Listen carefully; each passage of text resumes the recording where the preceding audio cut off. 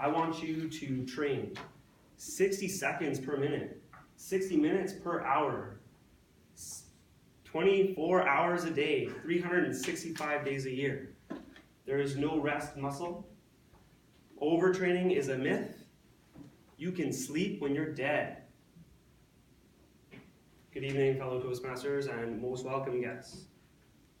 My name's Carson, and today I would like to talk about a topic that doesn't get highlighted as much in the media as I think it should get highlighted.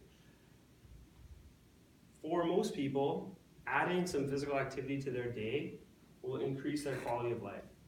It might add to their health, and it sure would add to their performance. However, what doesn't get the spotlight very often is a concept called overtraining.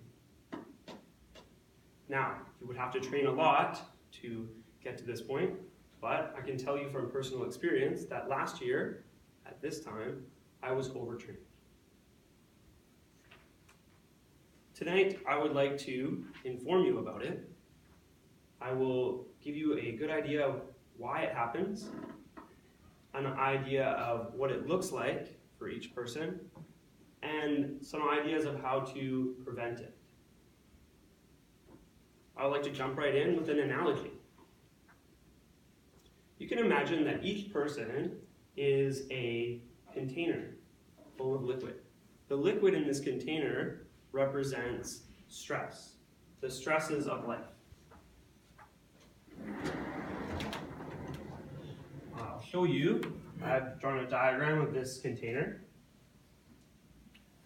This container has a small hole in the bottom. The hole represents the speed at which your body is able to manage and deal with stress. Now, not all stress is bad. Training stress might be a good stress. Too much stress is bad. Now, if an athlete trains and is always below this bottom line, the progression threshold line, they might find that they always feel okay at the gym, but they do not get better. They do not progress. They're not doing enough damage or having enough stress to cause a change in their body. These two lines and the space between them represent the optimal training zone, the point at which your body is able to have enough stress that it will change and adapt, and not too much stress that you can't recover from it.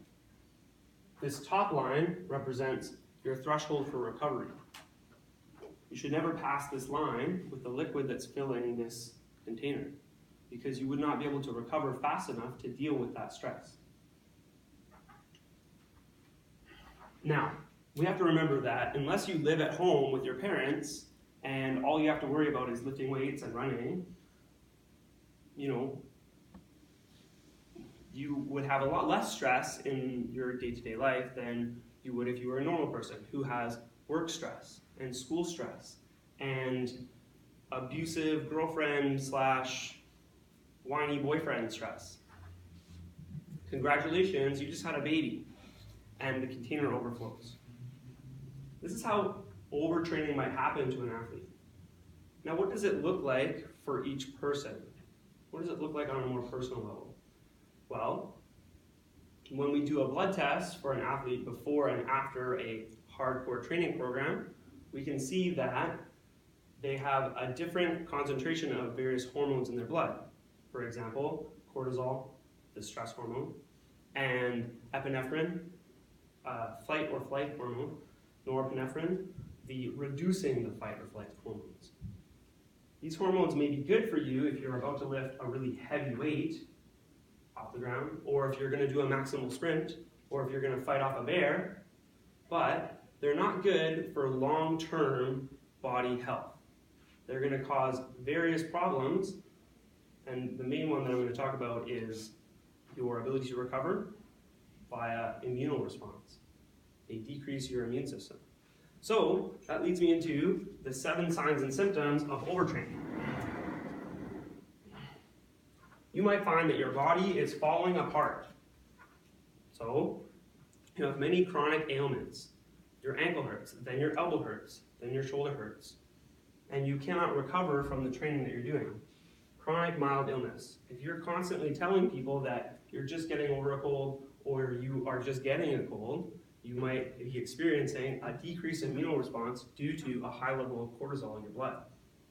Insomnia, digestive issues, decreased social or sex drive, irritability, and my favorite indicator is grip strength. If your grip strength goes and reduces significantly, then you will know that your athlete, or if you are an athlete, that they are overtrained. Now, that's great, Carson. You just told us how to identify it, but how do we deal with it? What can we do to correct it or prevent it? Well, I have some ideas for that as well. One thing that I personally do is I plan in deloading weeks to my training regime. A deloading week is a light or easy week following a intense 3, 4, 5 week training plan. It's a break. A reloading week would be a light week that follows a break. So if you go on vacation or you come back from an injury, you will go light. There's also the muscle group approach. It's the group that bodybuilders take, or the approach that bodybuilders take. They might train a different muscle every day of the week for 6 straight days, but each muscle group has 7 days of recovery, and it will reduce your overall stress of your body. Now, I hope that throughout my speech, you guys have learned a bit about what the opposite side of fitness might look like, someone who trains too much. We gotta realize that every container we have, stress, rest, can be overfilled. There is no gain without pain, but there is no proper gain if there's too much pain. Thank you.